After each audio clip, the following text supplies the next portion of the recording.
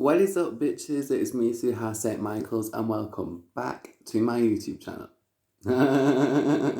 So, before today's video starts, if you guys would like to subscribe to my YouTube channel and turn on your bell, if you would like to leave a comment down below, feel free to. Please share today's video and anything else you want to do. So, basically, I just want to make a real quick disclaimer without yapping on too much, because we know I can talk for I'm sure I say this in like every motherfucking video. I'm like, girl, we can talk for ages. So I can really talk, you know what I mean? So yeah, I thought I would put this story time out just to give us a little bit of a break. I know for me especially, my series has been very draining. So I just thought before we move on to the trauma of things, why not just put in a little fun story time for you guys to just laugh at, enjoy.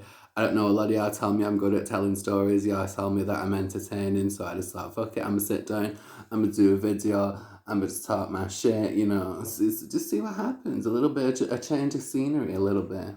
So today's story time, as you can tell by the title, bitches, is about a date I went on with a guy, and I met this guy on Grindr. There was a time where, well, let me give you some back context. Me and there's a guy that I was messing around with. I call him Nom Nom. So you guys won't know that name, but if he's watching this video, he knows who he is, type shit. And me and Nom Nom were messing around for about 4 years at this point, minus a year because of coronavirus. So yeah, we weren't messing around after that because of obviously the lockdown, social distancing. We didn't want to interact because of COVID. You know what I mean? Like, I'm not trying to get COVID. I don't want to die. You know, and just to protect each other. But basically, I was going through like a lot of confusion. Like, I really fell for this guy. Like, I really fell for Nom Nom. Like, Nom Nom was somebody I really, really, really did love. As cheesy as that sounds, but you know, we've all been there where we've loved somebody and they don't feel the same way, and they string you along type shit. That's a separate story time within itself. But it's like, I was being strung along and I just got to a point where I was real fed up of it. It felt like Nom Nom was making every excuse he could not to see me. It was like, oh, there's a power cut, I can't see you. Oh, my ass hurts because I've had an operation. Oh, I'm walking the dog, I've gone on a walk, or da. Yeah, are you kidding me? Every fucking video, bitch, every fucking video some shit want a break. Bitch, what the, bitch, is you trying to take this outside, girl? Because we can take this outside all day. Bitch, don't fucking. See if I can fix this shit. I don't even know if I can fix this shit. Oh, it just popped right on you. Oh my god, what the. So anyway, I was starting to feel like really neglected because, like, in case you haven't noticed, I'm not like these regular schmegular bitches. Like, I need attention.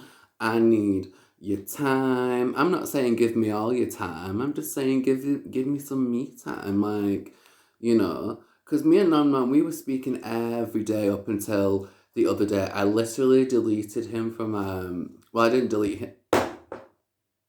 Bitch, I swear to God. Why do you just keep popping off? Anyway, fucking Rose has made me forget where the fuck I'm up to. Anyway, so I was starting to feel really neglected, and I took myself over to Grindr, and I was like, okay, I'm gonna have a look, I'm gonna see what I can find. Really weird headspace. At the time, I just blocked Nom Nom. I was like, you know what? I'm sick of being lied to. I'm sick of feeling confused. A little situation happened. Oh God. A little situation happened where I did beat somebody up.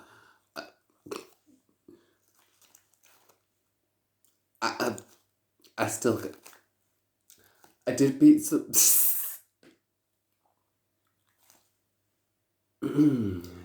I did beat somebody up because I thought that me and Nom Nom at the time were more than just hooking up.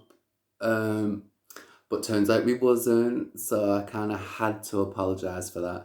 So anyway, after all that shenanigans happened, I take myself on Grindr. I start looking for a date. I'm like, okay, you want to make me feel neglected? Okay, I'm just gonna go find somebody else because I was very depressed. I felt very neglected. I felt very unwanted, and I just felt like I wasn't desired. You know what I mean? Like everybody want to feel desired in a relationship. So it's like, and I'm not getting that. But like I said, it's complicated because for the longest time, up until literally yesterday, I'm not even joking. Up until yesterday, like almost fucking 4.5 years later, I finally got clarification. So it was like, find out we ain't in a relationship. It was never like that. Okay, fair dues, cool. I ain't tripping about that. So I go on Grindr and it was just a really weird headspace for me. I felt like I was going to meet somebody new and I was really going to click with this person. And I did. That's the weird thing, bitch. I did. I met a guy. We're going to call him. What can I call him? Because I can't use his real name. So, what can we call him? Let's call him. I'm so shit with names.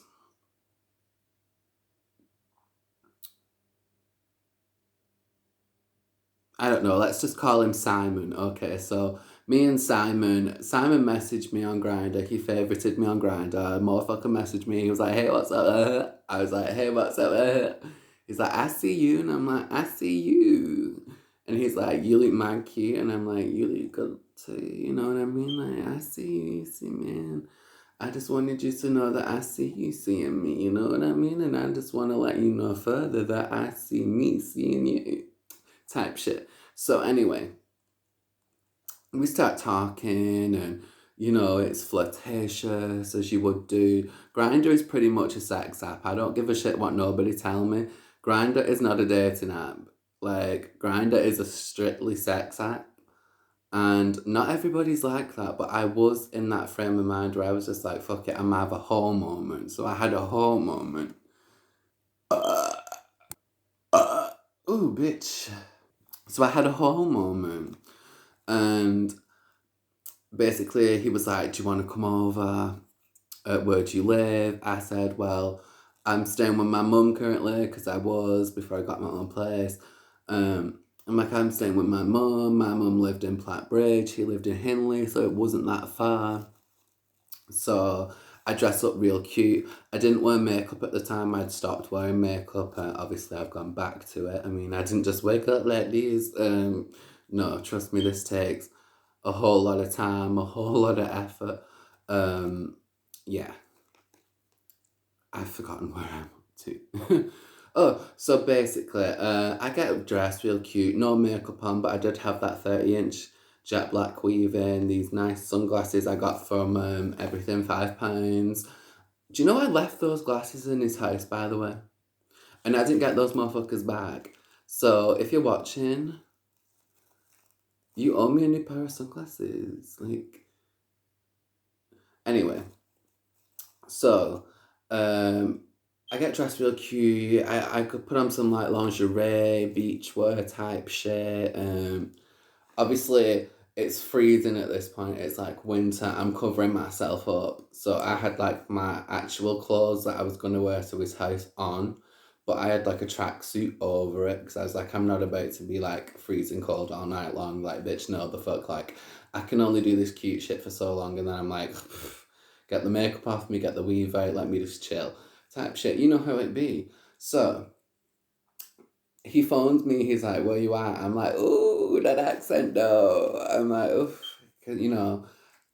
I like a man with a deep voice type shit. So I'm like, if you've got a deep voice, and obviously we'd been like exchanging photos and shit, so I'm like, everything looked good. So I felt like I am content, I am happy. Like I really was. Um, so he phones me twice and we're arranging to, come and he's like, when you get to mine, I live at number such and such, just press the buzzer.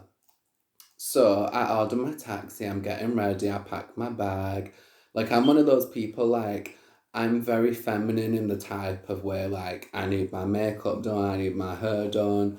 Like I said, at the time I didn't wear makeup, but if I had have worn makeup back then, I would have brought my makeup, but I bring like hair products, perfume, chewies.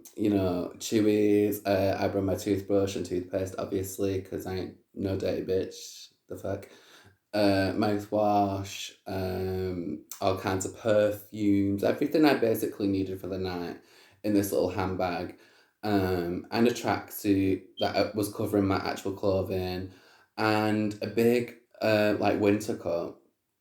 So I get in the taxi and we're driving and we get there and I get out the car and I shit you not, yeah, it is like the set of a fucking horror movie. It is quiet, like dead quiet. You could hear a pin drop. It was like eerie. It was cold as shit. It was pitch black. I mean, other than the building that he resided in, it was like a flat, like a building of flats, and it was just the lights at the front of the very main door. Like, it was so horror movie type shit. I was like, oh my god, I'm about to get murdered. Jason Voorhees is coming out somewhere. Or Michael Myers about to pop out. Freddy Krueger's gonna pop up. Like, I ain't got time for this shit. Like, and literally, you want to know what the worst part about it was? I'm like pressing the buzzer. I'm pressing his door number and I'm waiting. I'm like, bitch, ain't nothing happening. I'm like, have I been stood up? What's going on? Have I got cute for no reason? Like, what the fuck? And this buzzer ain't working. So I start trying all the random numbers, hoping somebody would answer and let me in. Nobody answered. He didn't answer. Like 20 minutes later, I'm still stood outside. I'm starting to get cold at this point. I'm like getting really fucking annoyed. I'm like, oh my god, what's going on? So he phones me and he's like, where are you? I'm like, motherfucker, I'm literally outside. He's like, are you outside? Yeah. I'm like, yeah, I'm outside. He's like, oh, just press the buzzer, just press the buzzer. So I pressed the buzzer. And then before I could even say anything, like, i.e., the buzzer ain't working, he puts the phone down. So it's another 20 minutes I'm stood out there. I was stood outside in that cold, in that horror movie fucking type setting, type bullshit, some like murder about to pop out type shit, and just scary shit. I was like there for like 45 minutes, and then he finally came to the door and got me. And I was a little bit disappointed. I ain't even gonna lie, I was a little bit disappointed. He came to the door, yeah. He was like up to here on me. And I'm a tall bitch, I'm like 6 foot tall, so I'm not expecting you to be like super, super tall, but like, and he's supposed to be, because I'm openly, and I'll openly say this, I'm the more feminine one, if you will, in the relationship. So I was expecting him to be a little bit more my kind of mental version of masculine, tall, stocky, and just my preferences. But he wasn't. He was like up to here, and he had a good body on him. He had like nice facial hair, and he had like that style all the lads have these days. Okay, whatever. It's so overdone. Like, everybody do that shit. I don't even know. I used to think that style was cute, and then every lad started doing and it just kind of was like, okay, like, you do you, but I'm not impressed by it because like everybody doing it. So we start talking, we walking down the hallway, we get in, and I get into his house, we chilling out, I take my coat off, and I take my tracksuit off, and obviously I'm in my lingerie. And I start shaking that ass in front of his face, and he's like, hey. Gives me a couple few spankings. I'm liking it, obviously, and then we sit down, we start talking, and I don't know why, he just looks so familiar. I remember saying to him, I said, look at me a second, and he looks over to me, and I'm like, you look so familiar, like, and I can't pinpoint where I've seen you from, but he just looks so familiar. And then we start talking, and he tells me, oh, by the way, I've done some cocaine. And I'm like, this is what I don't understand. Like, I've never done cocaine in my life. I've never sniffed. I've never injected.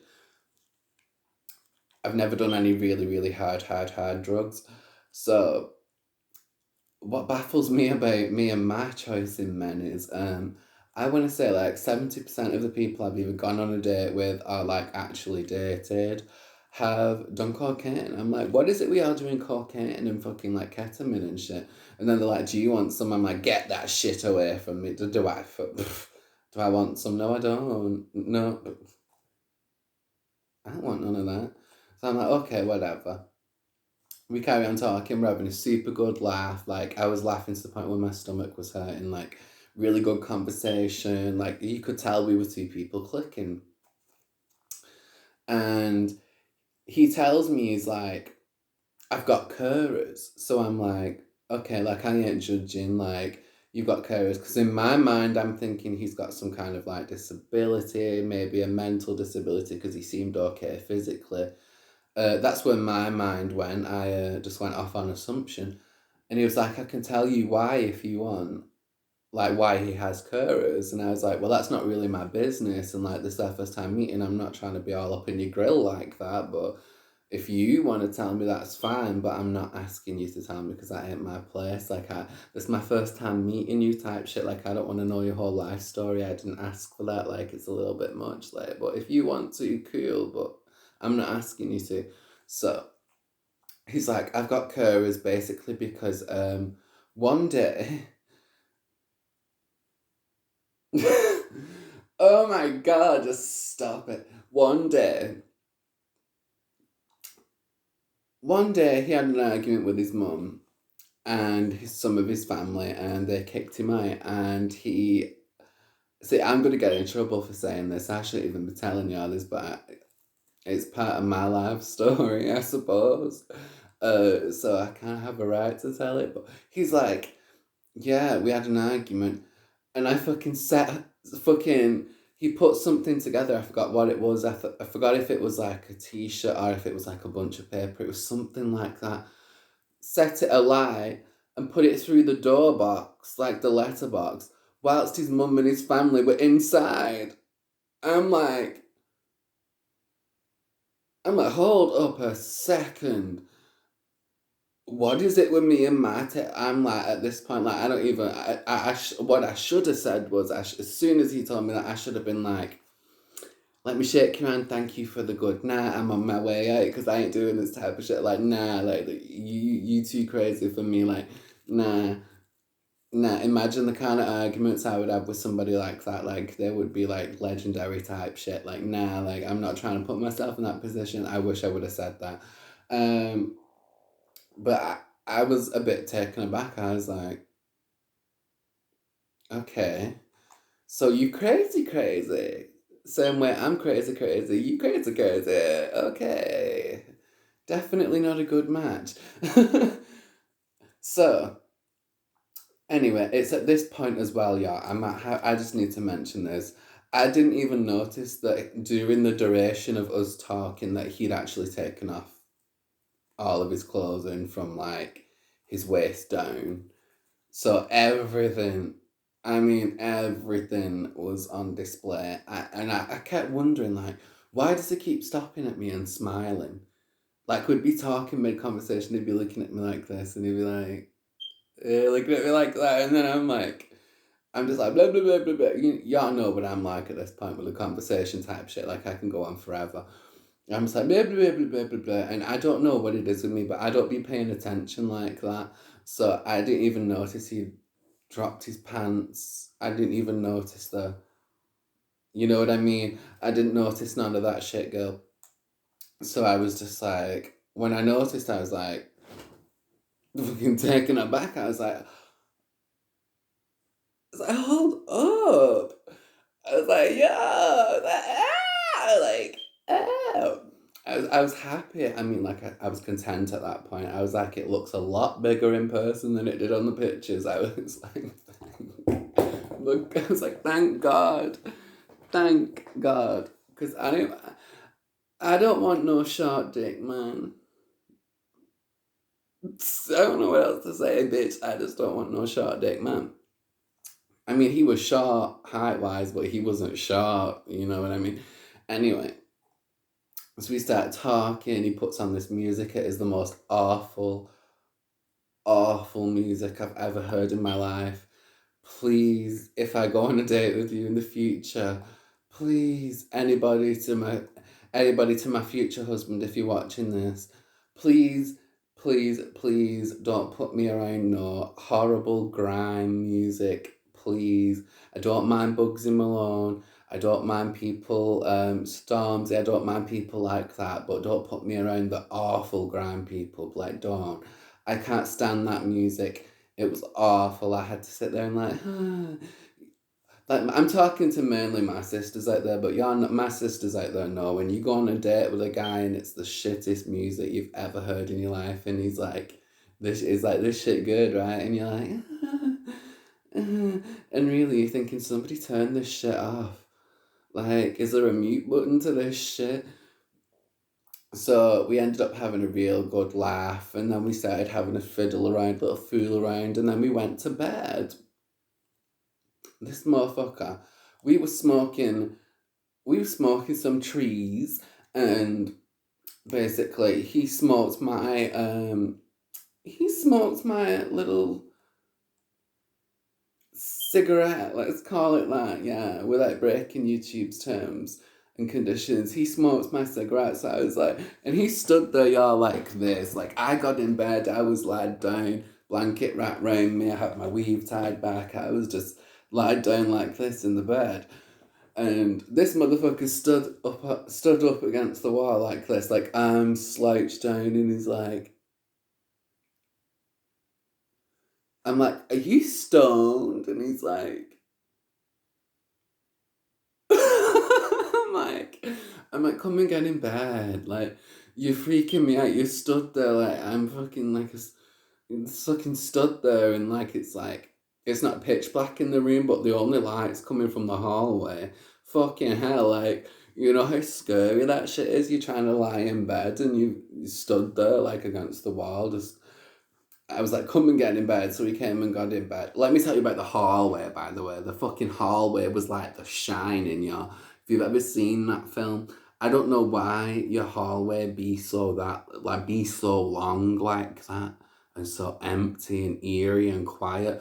I literally came in after I went and used the toilet, you know, freshened up, fixed my weave, put some more perfume on it, you know, just freshened up a little bit, came back, and I remember saying to him, Jesus fucking Christ, that hallway is like The Shining.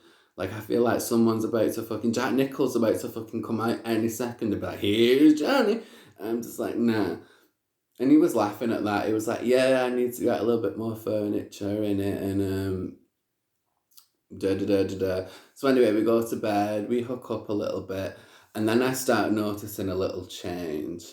A little change. Like, let me tell you a little bit about me. Not that anybody cares or wants to hear this next part, but oh well. Welcome to my channel. I tell you shit you don't want to know about. But hey, hi, how you doing, girl? Hi, babies. So anyway, I'm like the kind of person, I like a good cuddle. I like to be all over my man or my hook up. I like to be like all over, depending on what I'm doing, how I feel. I'm affectionate. I like touching, I like kisses, I like cuddles. So we're like lied in the bed, and I like go over to, like, you know, put my arm on his chest, like put my head on his chest, and he like flinches at me, and I'm the kind of person, like, I don't get scared in like situations like that. I just get in like a really uncomfortable position, and it's like the uncomfortableness makes me want to freak out. So, like, physically freak out, because I don't like feeling uncomfortable. So when he flinched at me, I kind of like flinched back, and I stopped for a second. And I was looking at him like, because I thought there was a fight about to break out. I'm not even going to sugarcoat it. I thought there was a fight about to break out. I'm like, oh my God, I'm about to fight somebody I don't even know. But it is what it is. It's not like I haven't done that kind of shit before. So I was like, you mad cute though. I don't want to fight you. Like, I want to put you in my back pocket. Like, I don't want to fight you. Like, you kidding me?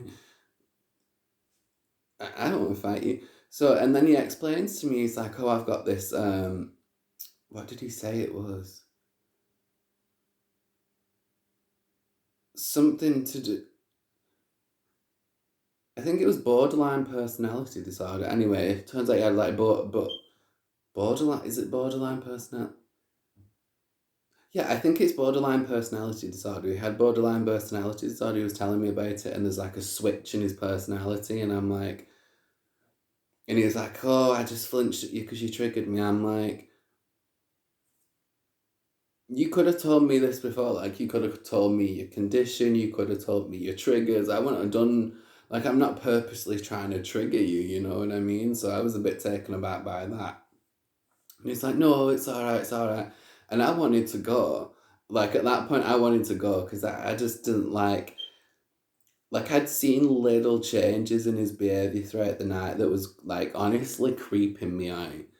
Like creeping me out. He'd go from being nice and like jovial and jokish, and we'd have like a real, like I said prior in the video, I was laughing to the point where my stomach was hurting, was having such a good laugh. But he would switch in between. He would go from being very nice to just making you feel very uncomfortable.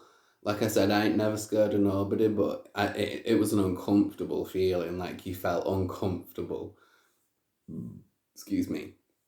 You felt uncomfortable being around him. And he could sense that. So we started talking a little bit, and I kind of calmed down, and he was like, "Do you want to stay the night?" And I was like, "Yeah, I'll stay the night, like, if you want me to." Because at this point, it was like 1:30 in the morning. It was pointless me going home to my mum's house because she would have been asleep. Like I said, I didn't have my own place at the time. So it was like, it made more sense for me to stay there. I also want to mention as well, he did ask me to move in with him. Like, this is like, from the moment we started talking to me being there, because I saw him on 2 occasions. And from us first talking to that very last time I saw him, he was trying to get me to move in with him. And I was like, I don't want to move in with your crazy ass. Fuck, I look like moving in with your crazy ass. Like, I'm crazy myself, and they say crazy and crazy ain't no good together. So I ain't trying to do that. Because if we together and you flinching at me like that in arguments, I'm going to put my head through yours. Like, seriously, like it was just, it was like, I don't know how to explain it. It felt, the connection that we had was good, but it was like I knew in my head, like, this just ain't gonna work. Like, I was thinking, like, it's scary. Like, I don't know what triggers him. He's telling me that he's got feelings for me. He's only met me one time at this point. He's already asking me to move in. He's having these weird changes in his behavior. He's making me feel very uncomfortable. I actually don't feel safe. And that's not, I didn't want to go on a date to not feel safe. And I kind of honestly, if I'm being truthful with you, I felt like I had to stay that night. I felt like I had to stay because if I didn't know what reaction I was going to get. Like I said, I'm not scared of nobody, but it was like I didn't want to, I don't want to fight people. So I'm like, I don't want to fight you, but you're kind of making me feel uncomfortable. And I thought if I was to object and say, no, I'm going home because you're making me feel uncomfortable, I kind of felt like, shit, how's he going to react? What if he reacts in a violent way? What if he reacts in an aggressive way? Um, so anyway, I end up falling asleep. He ends up falling asleep. And the motherfucker left me with no blanket.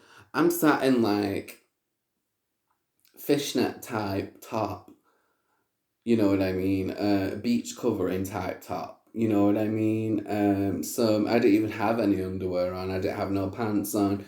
It was freezing cold in the bedroom. I fell asleep like this, like sat up, woke up stiff as a board like that. I'm like, oh my God, trying to get up. And I wake up and he's got the blanket. I'm like, motherfucker, give me some blanket. Like, I'm gonna kick your little ass out the fucking bed and take this blanket for myself. Give me some blanket. So he gave me some blanket in the end. And then the next morning, I was up considerably earlier than he was, and it was just the most awkward thing ever because I honestly just wanted to go the fuck home. it just felt awkward. Like I said, I was in a weird headspace. I didn't even want to be there. Um, so I just took those few hours that he was asleep to just really just figure out what I wanted to do, figure out where I was at. Actually, I found that time really relaxing. It was just me time, but somebody asleep next to me. It was relaxing, and I realised this is not somebody I really want to entertain. Like, yeah, he's cute, he's good looking, he's nice company, he's good conversation, but us two, like, even if we was to become like a regular hookup thing, I didn't even see that ending well in my head. So I was like, I'm gonna show him like I'm not interested, even though I am interested. I'm gonna act like I'm not interested. So that kind of worked in the end, obviously, because we only saw each other twice. So obviously that worked, and I think I saved myself there. I think I dodged a bullet there. So the next morning when he wakes up, the first thing we do is we immediately hook up, and then we hook up again. And then I go home and I'm like, deuces. And I'm like telling my mum, I'm like, Mum, I met some psycho person, I've met some crazy person, or this would only happen to me. And my mother's like, where do you find these people? I'm like, I don't fucking know. Like, it literally, literally the last couple of people I've dated or like messed around with, so on and so forth, have been nut jobs. I don't know what it is, but they say crazy attract crazy. I don't know, but it's been a mess, girl. But the second time I saw him was okay. It was just like, just a straight hook up. It was like, just casual. But one thing that stuck out to me was like, ew, this next bit, yeah, was just horrible. The second time I seen him, the day after I woke up, the first thing he did was blow his nose into his underwear that he'd worn the night before. And that was where I was kind of like, ew. And then like wanted to try and kiss me later. And I was like, no ass face. Like, no, no, you're not about to be kissing me after you've just, like, nah, that was the nastiest shit ever. But I kind of realised after that second time, like, this ain't really somebody I want to keep entertaining. Yeah, he's good company. We have good conversation. We talk good, whatever, whatever. But I'm just like, I don't see it working out well. And I don't want to even entertain it. So that was my quick little story time.